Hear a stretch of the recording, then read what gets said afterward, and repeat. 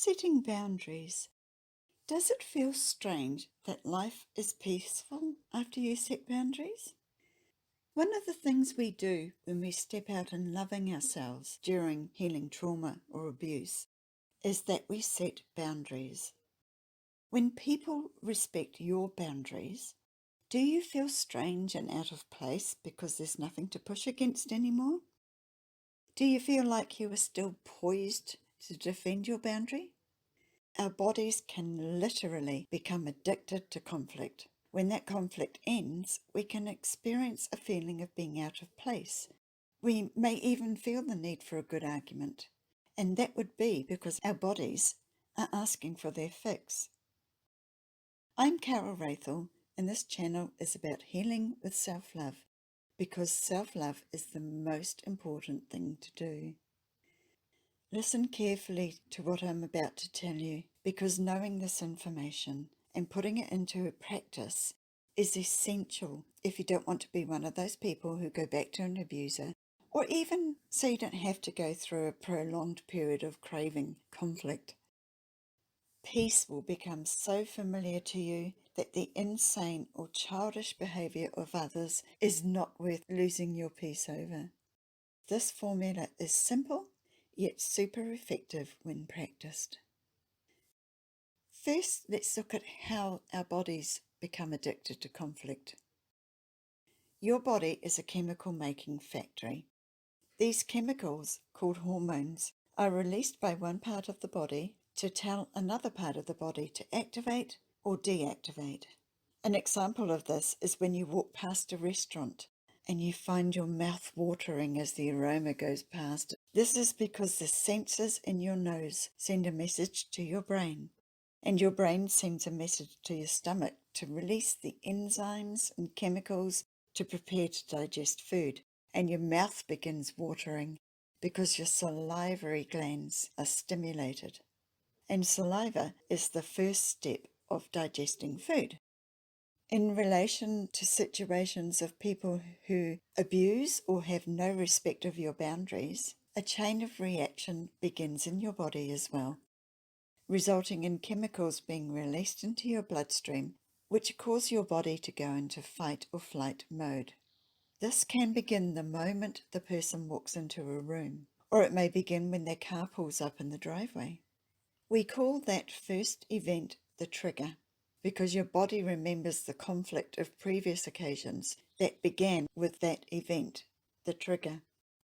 Your body begins to release adrenaline, which causes your brain to signal to the blood vessels to expand in your arms and legs, parts of your body that are essential for fighting or fleeing from a danger. We call it the fight and flight response. It also causes the blood vessels to restrict in your digestive organs, which is why we often have stomach pain and loose bowel motions when we are frequently stressed. When a person is regularly abused or in regular conflict, the receptors on their cells become accustomed to a frequent hit of chemicals, including the one you all know, adrenaline. On the lower part of that image, those are receptors, and they receive the adrenaline into the cell. Once these receptors become accustomed to regular hits of adrenaline or another chemical concoction, they become dependent on it because it is what they have become accustomed to. It is their comfort zone, for want of a better way of describing it. When you set your boundaries and people learn to respect them, then the conflict stops. At first, your body may respond to the original trigger as it usually does. The car pulls up in the driveway and your body becomes on guard against the conflict that used to follow. But your response to the person is going to need to be different now, not the response that you were accustomed to make. This can cause you to feel out of place. Your body is tense and ready to defend itself, yet the perceived danger it is used to has stopped. In time, your body will begin to stop that chain reaction as day by day it realizes that danger is no longer there. the danger being the abuse or the conflict. But it can take some time unless you deliberately step in and do something to speed up the adjustment time. And this thing is, once you notice that the person or people are respecting your boundaries, you can train your brain and body to produce a whole new set of responses. You will be creating a completely different and opposite set of chemicals to be released into your body. And the main one of these is the hormone dopamine. This causes a feeling of well-being and peace. And as you see in this image, dopamine is being transmitted from one cell to the receptors of another cell. The training of your brain and body is best done in a space of time between the events when the trigger happens. So a minimum of an hour before the event is recommended when you start this training. To train your brain, ensure you will not be interrupted. Turn off your phone or make it silent in another room. And shut out pets from your room if you need to. Get comfortable on a chair, or if you prefer it, lay down. Close your eyes. Take some slow, deep breaths. And think of a time and place when you have felt the best feeling of peace and calm in your life. See the image in your mind's eye and put yourself in the scene, the way you remember it, and allow yourself to enjoy being in that space, the way you did for real in the past. Notice when you are feeling nice and relaxed. Your muscles will become relaxed, and your body may recede out of your awareness as it stops sensing anything. When you are relaxed, imagine a small screen like the size of your cell phone. And from your calm, relaxed space, just place the image of the person or the situation on that screen.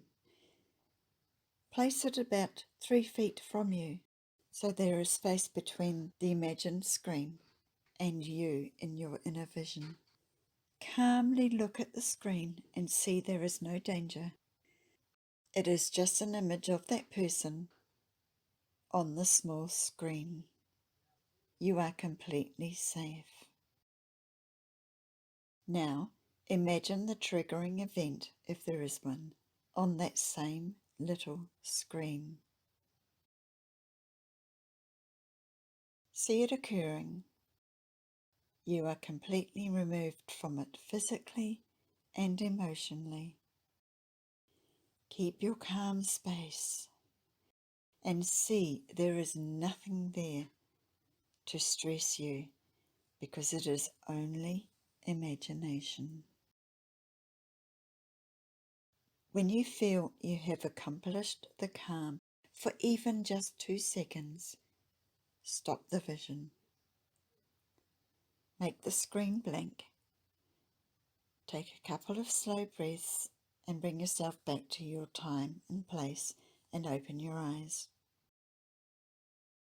It might take a little practice and repetition to be able to keep calm as you do this.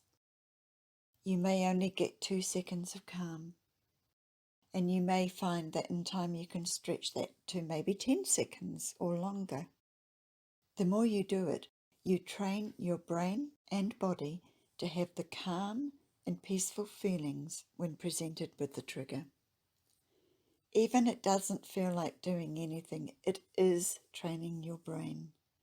And best of all, it releases dopamine into your body, the feel-good, relaxing hormone.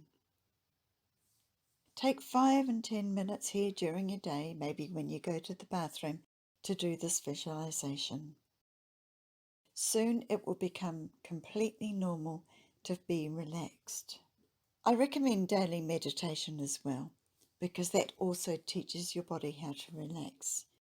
There is a free meditation on my website, carolrathel.com, and the link to access it is down below. The link gets you onto my news list as well, And soon I will be emailing you to tell you about my new course, Meditation 101.